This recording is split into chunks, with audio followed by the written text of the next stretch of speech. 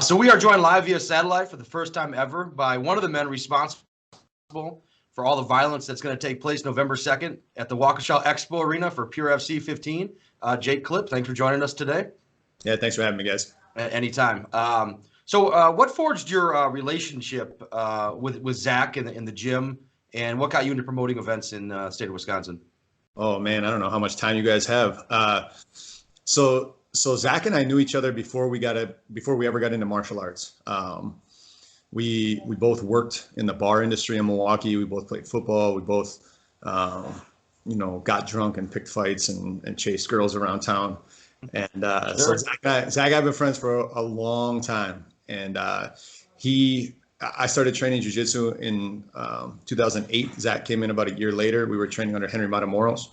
In November of 2010, Henry moved to teach jiu-jitsu elsewhere, and we took over his gym and rebranded as Pura Vida in his honor. Pura Vida is like the national saying in Costa Rica. Henry's Costa Rican. So that's where Pura Vida originated from. That's where Zach and I got started. You fast forward a few years, and we've got a pretty active fight team, including ourselves. Zach and I are both competing at this time, and we're fighting on a lot of these local promotions. NAFC was a Milwaukee-based promotion that always treated us well, that we liked. There were shows really across the state, and the fight team got big enough, and some of those local shows kind of dried up for one reason or another. And so we noticed there was like this niche in southeastern Wisconsin that wasn't being filled for mixed martial arts. So we did our first show. I can't even think what the date was. I can't even figure out how long ago it was, but Pure FC 1 was in Buckhead Saloon. It was a total mess. Yeah, in the co-main event, O'Day Osborne's opponent fell through the cage with his leg, like his leg fell through the cage. So we had to cancel the main event that night. And I thought it was just a complete and utter disaster. And oh my God, this is horrible. We didn't make any money, which isn't, the primary goal, but it's still a part of business. And I remember there was an after party right across the street, and Reese Shaner, who's passed away, came up to me, and I had this shocked look on my face. And he said, "How are you doing?" And I said, "I think it was horrible."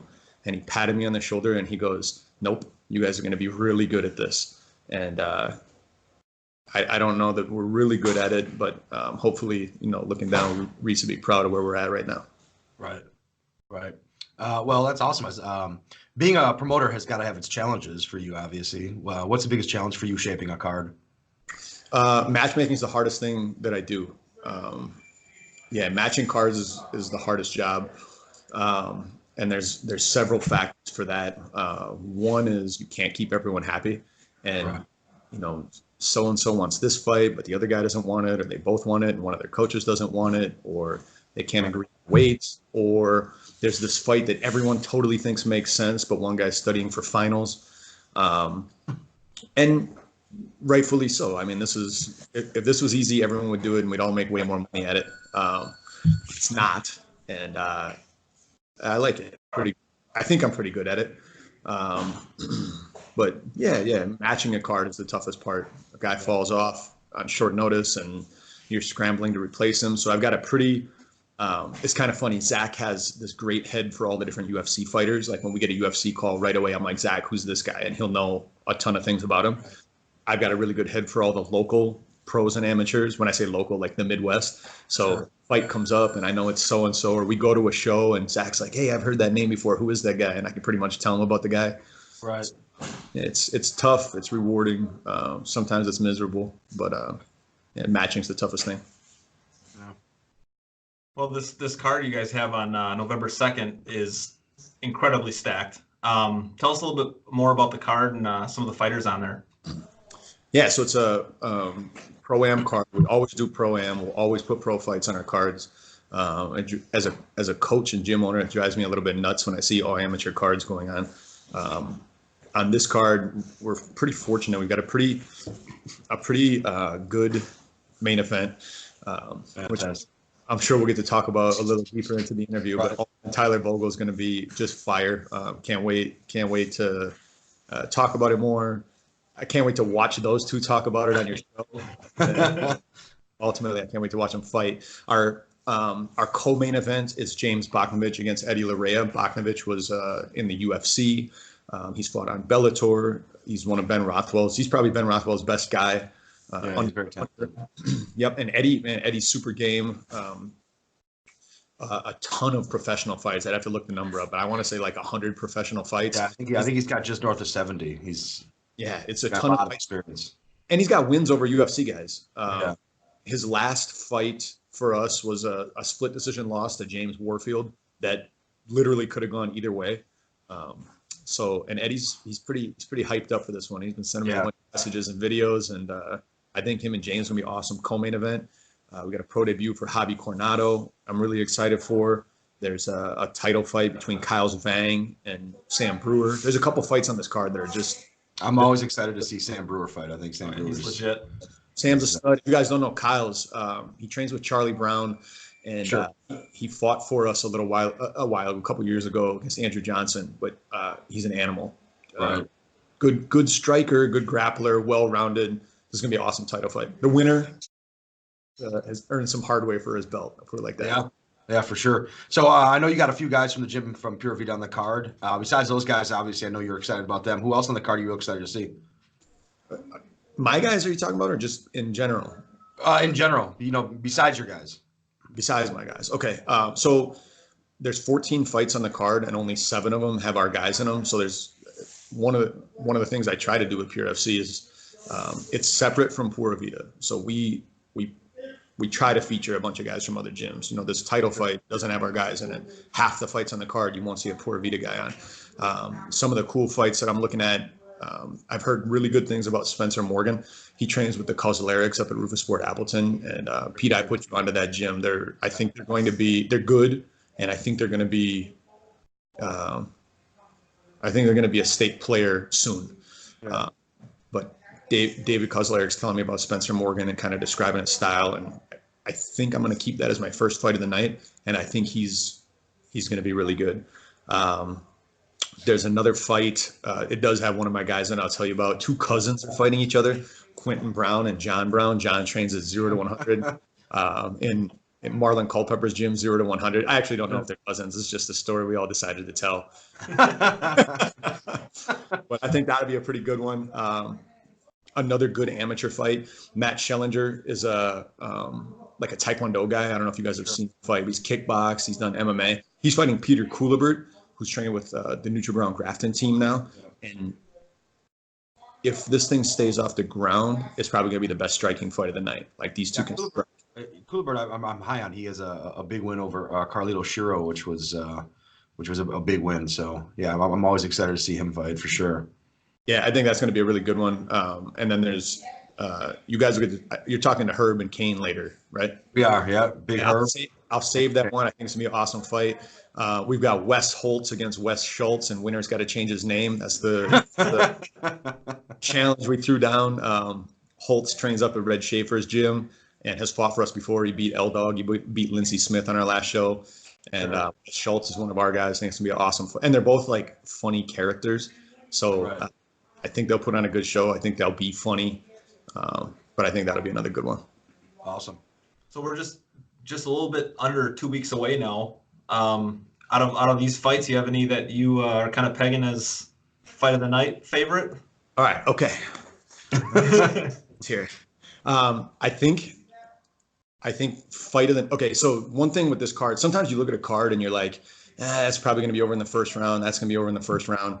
One guy's like a stud and the other guy's not. There's one fight I'm convinced won't end in the first round, or one fight I'm convinced won't last past the first round, right? So I think it's going to end in the first round, and that's Herb against Kane.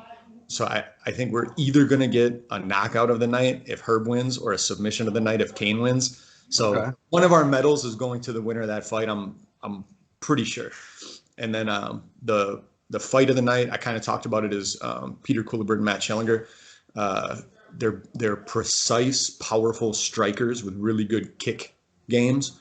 Sure. And I think, who knows? They might end up like fence wrestling each other the whole time. But I think on paper that one strikes me as like a possible fight of the night. Sure. So you've been around obviously for a long time. You've been to all the shows and you've been following these guys.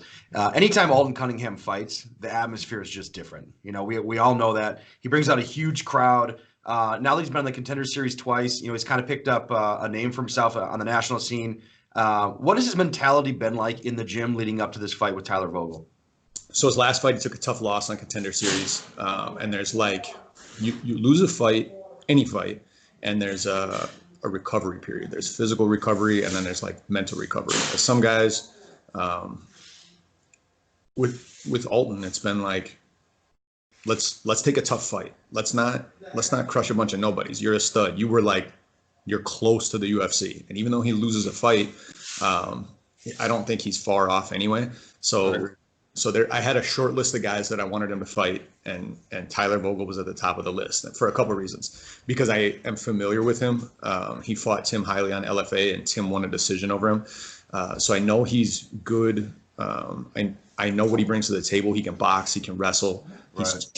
And then I know the kind of guy he is.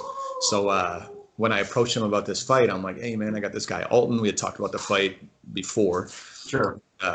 And he's like, man, you know, I'm going to talk shit. I'm like, that's actually like kind of why I want you to do it. Right.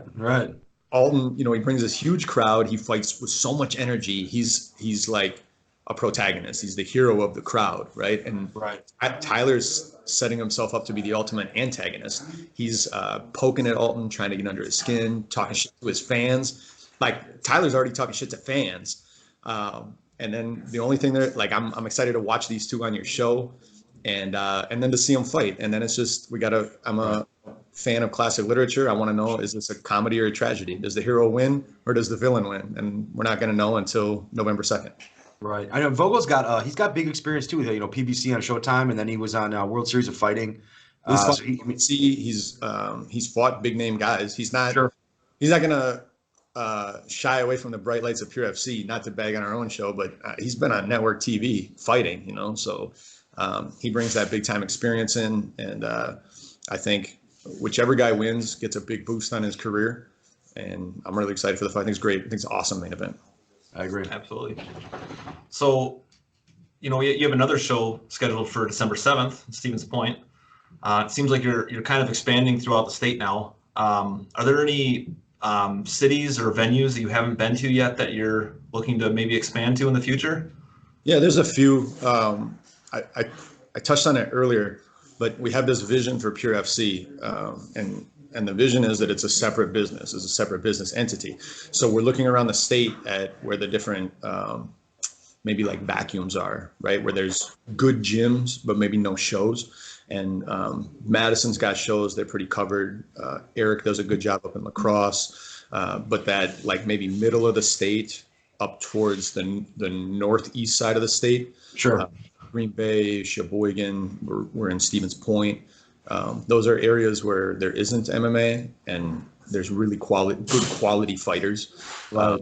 So the way we try to run this Pure FC, when we go to another town, we find local gyms and we say, hey, this is your home show if you're interested. And this is where the conversation starts. Is this something you would be interested in? Sure. Your guys get the hometown treatment. You get the big locker room. You get the red tape on your gloves, and then there's a bunch of behind the scenes stuff that a home team gets too. And it's been doing well. The Stevens Point show we did in March was, I think it's maybe financially the best show we've ever done, because the people in Stevens Point love MMA. There was a blizzard and we sold out. We had to turn all the way. Remember that. Oh, that's outstanding. So your gym, Pure Vida, obviously you guys have Zach Ottow, Montel Jackson, Leah Letson, O'Day Osborne are in the UFC. I think Jonas Flock, Alton Cunningham, Tim Hiley are on the cusp of getting there. Tell us a little bit about some of the other guys in your gym that you think have the potential, to make it to the UFC or to, Bellator, PFL, or other guys in the gym that you're really excited about, but people may not know about yet. So you kind of touched on our next wave, those guys that are, within like one or two or three big wins from a UFC call. Jonas, Kalen, Tim. Another guy we're really excited about that you guys know about is Nelly Thompson. Yeah. Nelly had a big win on LFA recently. Spinning back elbow. Yo, man, he's a killer. He actually broke his arm finishing the guy. He was hitting him so hard he broke his arm. And he's telling the doctor his arm kind of hurts, and the doctor grabs his arm right on the break. And it was a clean break, not like just a little fracture. And the doctor grabs him, and he's like, right here. And Nelly's like, yeah, it doesn't really hurt, though. So got a couple days later. But we're excited for Nelly.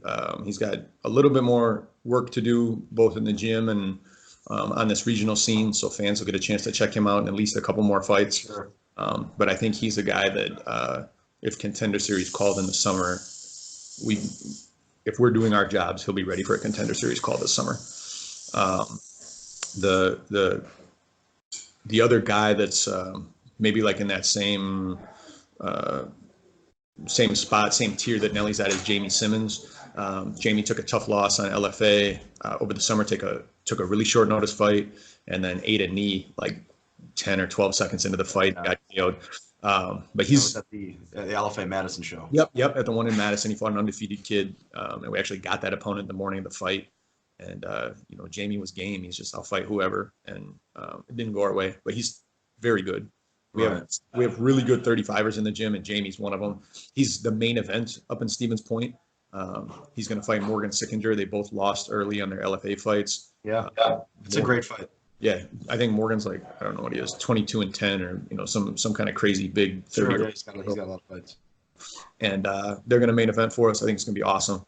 The tier, or I don't know if you call them the group, but our group of like about to turn pro or just turned pro guys that I'm super excited about is Tyus White, who's moving from. I love Tyus White. Yep, state champion wrestler, who's undefeated amateur, won his pro debut. We're gonna find an opponent for him in Stevens Point. Javier Coronado. Javi spent most of his career down at Wrecking Ball in Illinois, which is a really good gym. Right. He was up here going to UWM and had a couple fights under us. So it's not like he's a brand new acquisition to the team. He's been training with us over the last couple of years, but he officially moved back up to Milwaukee to pursue fighting. He's pro debuting in a couple weeks here on November 2nd. Kid's a total stud, UFC prospect, and I'll put that stamp on the guys that deserve it, but Javi's a UFC prospect. Nick Klein's going to go pro soon. I don't think we'll do another amateur fight for him. He had a nice, tough stretch to close out his amateur career, and did awesome. He lost a tough fight against a big guy in Nebraska. We turn around, we win a tough fight in Iowa. We fight 2 weeks later and win a tough kickboxing fight, and he's a wrestler. So Klein will go pro maybe in January. And then just freshly new to our team is Jacob Heeblen. He's a heavyweight. I think he was 8-0 as an amateur. We just went down to Columbus, Ohio with him, and he made another stud prospect tap to strikes. So Jacob's pretty good, man. Our experienced amateurs, I'll lump Jason Alvarez and Jordan Clark in that group. They're both 3-1. Jordan's going to fight Steve Pratt for our amateur title December 7th. That is a fantastic fight. Absolutely. But yeah, I think both guys are players too. And usually I'm booking my guys and it's like, yeah, we'll win that one, or we can win that one. I don't know what's going to happen in this fight. Like that's an awesome fight. Pratt had a huge win in that Stevens Point card. He brings a huge crowd. Him, Gary Conkle, those guys. If you've never been to any of the Stevens Points cards, that's something you have to go see. I'm going to. We're going to go into enemy territory, and I'm prepared for Jordan to get booed. Like it's going to be good, man. I'm excited. Yeah. And then we got a handful of other guys, young guys coming up.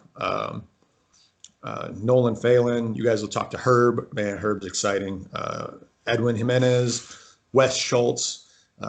We've got a couple guys that are going to make their debuts up in Stevens Point. Speffa, Brian Sullivan. We're getting Ryan Kermendi a fight. So it's there's teams that are top heavy. There's teams that don't have anybody up to that next level yet. And one thing Zach and I and Solo have always talked about is let's make sure we're never reloading. We're never recharging. We've always at each like tier of the team, we've got it loaded with stud prospects. Right. Well, that's awesome. That's for any fighter in the Milwaukee area. You kind of just touched on this, but any fighter in the Milwaukee area, what sets your gym apart from everything else, or some of the other well-known gyms in the area? I don't know who you're talking about. No, so There are some good gyms in the area, no doubt. We feel like we're just doing it better. We're developing fighters from the bottom up. We've got fighters that join us from day one with no experience that we turn into very successful fighters. Leah joined us. She started cardio kickboxing class, and we've got her in the UFC now. And then we've got fighters that join us midway through a career, and we make it better. Our job is to make you more successful than you would have been without us, and we're doing that. The culture here is different, is what I hear from other people all the time. I think it, but I hear it from other people all the time. It's friendly, it's fun, it's energetic. You'll hear teams talk about we're a family, but actually they're not. Guys coming out of those gyms are like, nobody likes each other over there. We like each other. We talk trash, and when two guys don't like each other, I make them pair up at practice and hit each other until they do. And, we have a system we've created, and then rather than forcing fighters into our system, we made an adaptable system that we can fit on top of any fighter, and it's going well. And I don't think we have the answer. We're heading towards the answer. I don't know what it is, and I don't know how far away it is, but we're always looking for the next thing. What else are people doing? What are the trends, and how can we beat those trends?